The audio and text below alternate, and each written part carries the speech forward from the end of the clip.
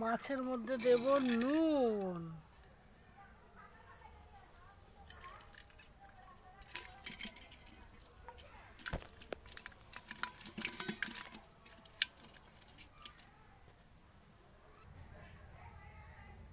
মাছগুলো দেখুন মরে গেছে, নুন দিয়ে দিয়েছি বলে মাছগুলো মরে গেছে।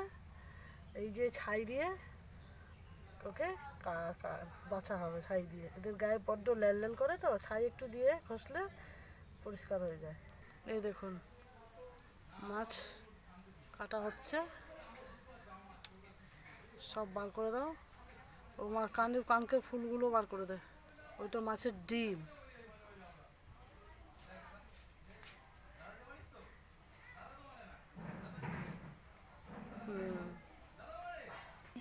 দেব নুন, দেব হলুদ,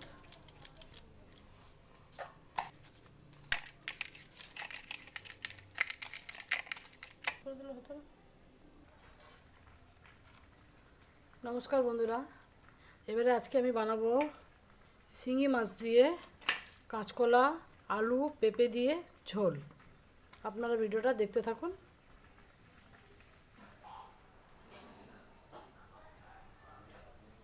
দিয়ে দেবো শিঙি মাছ ভাজতে তেলের মধ্যে।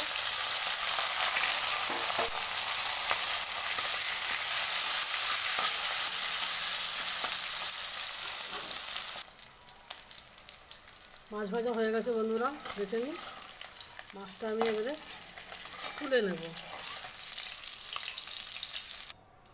ওই তেলে আমি দিয়ে দেবো পেঁপে, আলু, কাঁচকলা ভাজতে।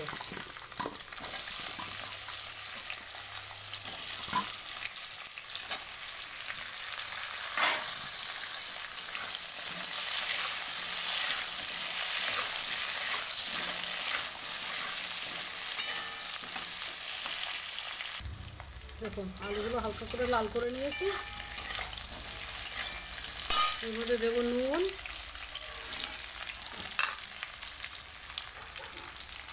দেবো হলুদ,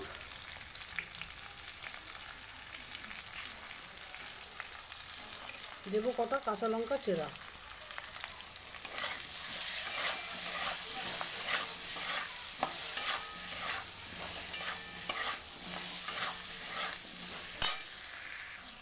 দেবো ওর মধ্যে আদা রসুনের পেস্ট 1 চামচ,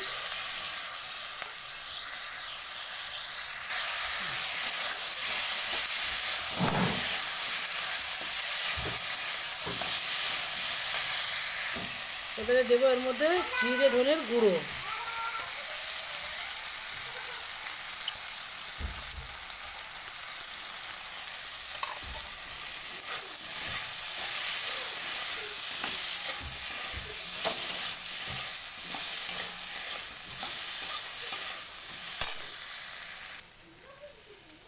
দেবো এবারে জল।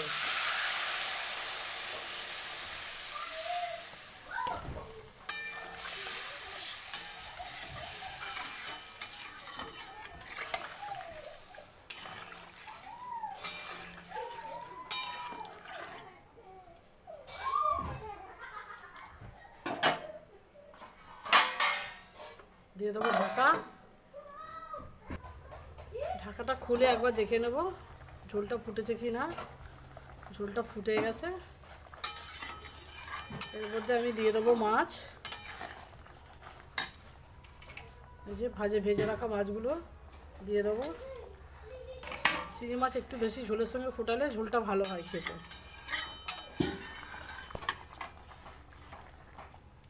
আমি আরেকবার চাপা দিয়ে দেবো, আর একটু সেদ্ধ হলেই। ঢাকাটা আমি খুলে এবারে দেখে নেব সব সেদ্ধ হয়ে গেছে।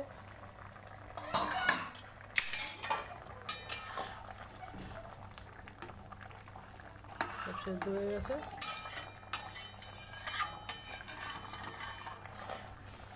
এটা ঢেলে আমি একটু এটাকে সাঁতলে নেব। কড়াতে আমি দিয়ে দেবো একটু তেল,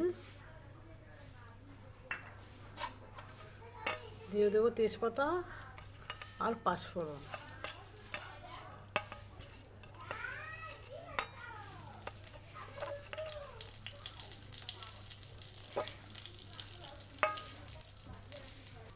ফোড়নটার মধ্যে, ফোড়নটা হয়ে গেছে গরম ভালো করে,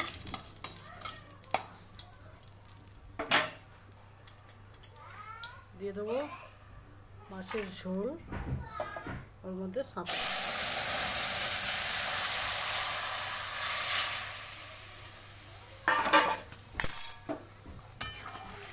এই 2-3 মিনিট ফুটে গেলেই নামিয়ে নেব।